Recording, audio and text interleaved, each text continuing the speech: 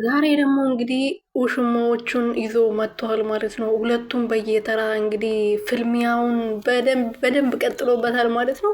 ሩቲም ከደስታዋ ጋር ያኛውም ደግሞ አብርሃምም ከውሽማው ጋር መጥተዋል ማለት ነው። እና ግርም ያለኝ ነገር ይሄ ዝሙት መስራቱ ተመችቷቸዋል፣ ደስ ብሏቸዋል። በቃ ብሩ ደስታ ፈጥሮላቸዋል እና ሁለቱም በደንብ አድርጎ ያው ዝሙት እየሰሩ ነው።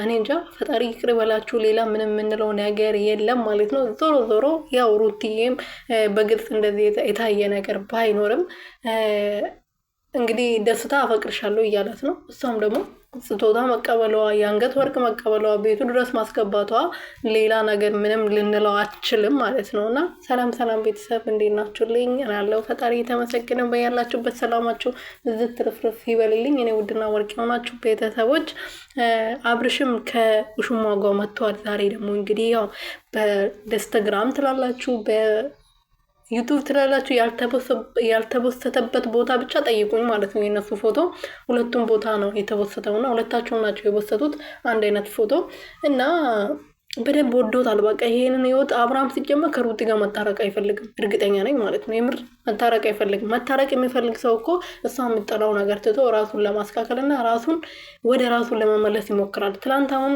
ኤዱዬ መክራው ነበር እንደዛ አንገቱን ደፍቶ ያ ሁሉ ነገር ሰምቶ፣ ዛሬ ደግሞ ይሄ ማየት ማለት በቃ አልፈልጋትም አልታረቅም እንደማለት ነው።